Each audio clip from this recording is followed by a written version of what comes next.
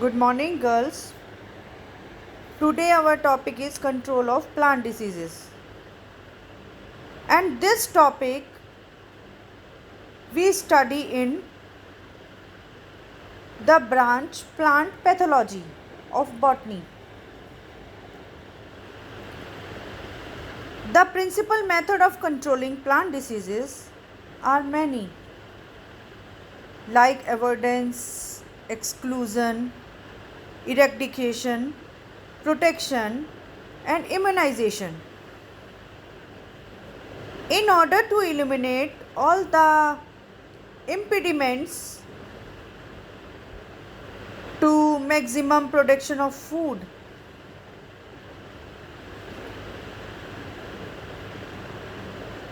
it is important to control the spread of plant pathogens by cultural methods, chemical methods, or by breeding disease resistant varieties. Thus, we are studying first of all cultural methods to control the spread of plant pathogen. Cultural methods. Stevens in 1960 has discussed the cultural method of disease control. According to him, these measures involve agricultural cropping, harvesting, storage, crop rotation, soil management, growing of resistant varieties, planning of land use, and other related practices.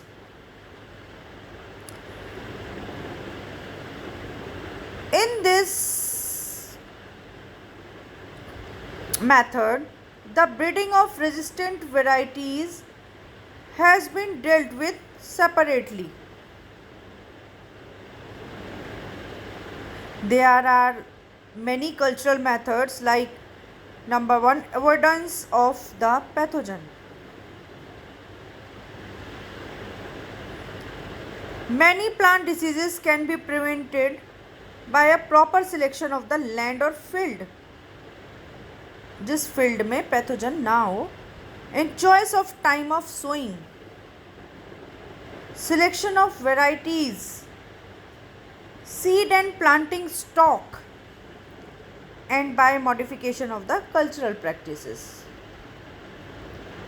The aim of these measures is to enable the host to avoid contact with the pathogen or the susceptible stage of the plant, and the favorable condition for the pathogen should not coincide.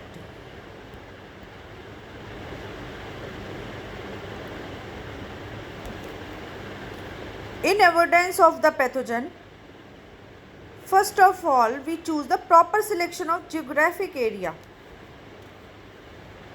Many fungal and bacterial diseases are more severe in wet areas than in the dry areas. The crops which are susceptible to these diseases, if grown in wet areas, are likely to be affected by plant pathogen.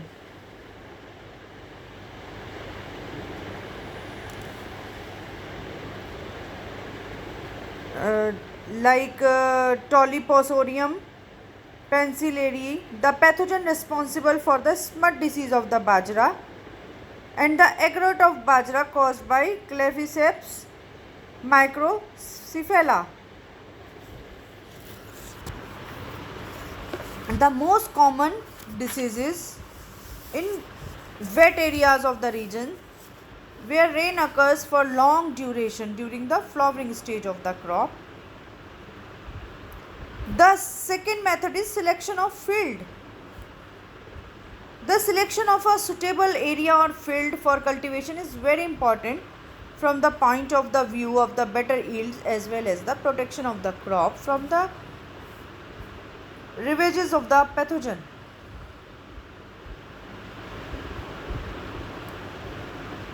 In the case of many soil-borne pathogens, if the same field is chosen for the cultivating a specific crop, there is every likelihood of the disease appearing in several from due to the buildup of the inoculum potential of the pathogen. That's why it is very necessary not to grow the crop in the same field where in the previous year it was infected with the pathogen capable of the surviving in the soil. Coletotrichum facultum sugarcane can persist in the soil for a couple of months. Even this short duration is sufficient for the development of the disease in the case of the sugarcane. The drainage conditions of the field are also important. Low-lying, wet water-logged field favors such diseases as red rot of sugarcane and downy weevil of the bajra. In the case of fruit orchard, the selection of a suitable site is very important. If apple trees are planted in area where oak trees are previously grown, there are chances of collar root due to the Rossellania species becoming severe. Third one is choice of the time of sowing. Pathogens are able to infect susceptible plants only under certain environmental conditions. For example, downy mildew requires prolonged high moisture for infection.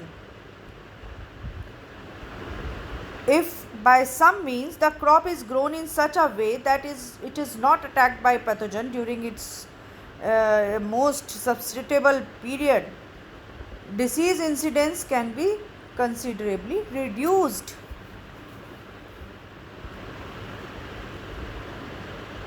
Slightly delay in sowing is very helpful in these cases, and early sowing also induces losses due to the burnt of the wheat. Thus we can say we have choose the time of sowing, proper sowing, or we can say the proper time for sowing seeds. Next step is diseases escaping varieties. Certain varieties of crop escape damage because of their growth characters. These varieties escape the grow of the pathogen and do not resist the attack due to their inherent characteristics.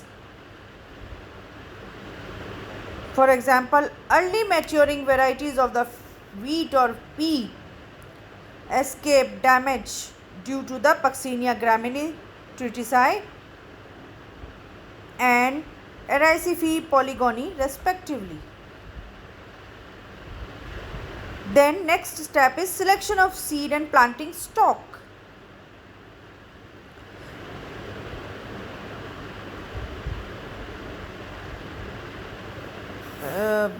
In India, seed potatoes are invariably imported in the south states from the Shimla hills for the control of viral and bacterial diseases. And in the USA, seed growing areas have been shifted to dry Pacific regions for crop such as cabbage, turnip, beans, peas for obtaining disease-free seed and indirectly controlling such diseases as black leg and black rot of the cabbage and turnip and the acanthonos of the beans, peas. Thus we can say we have selected the seeds before sowing or planting. The planting of disease-free seeds in the disease-free field is often an important control measure of certain diseases. Next step is modification of cultural practices. The distance between plants, time, amount of irrigation, quantity and quality of the fertilizer or organic manure, time and method of planting, mixed cropping methods, depth of sowing, etc. are some of the cultural practices which influence the incidence and severity of the certain diseases. The necessary changes in these practices can help to reduce diseases incidence and loss of the crop. Mixing cropping is of special significance in Asian countries. These practices help to effectively check the spread of infectious diseases.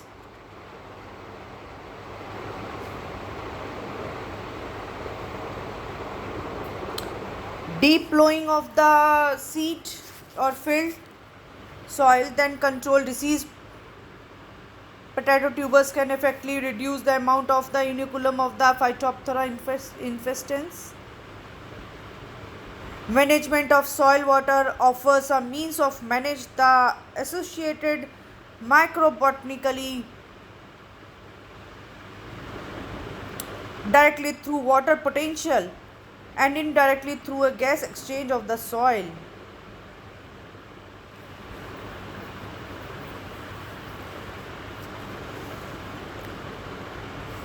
Naturally, proper control of irrigation practices helps to control the diseases. Flooding helps to rid the soil of field responsible for the diseases of banana.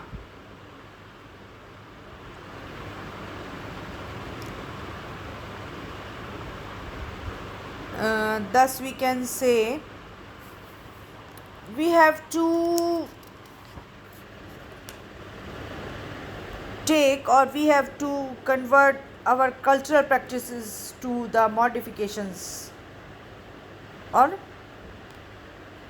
we have to take new methods, new scientific methods to control the diseases.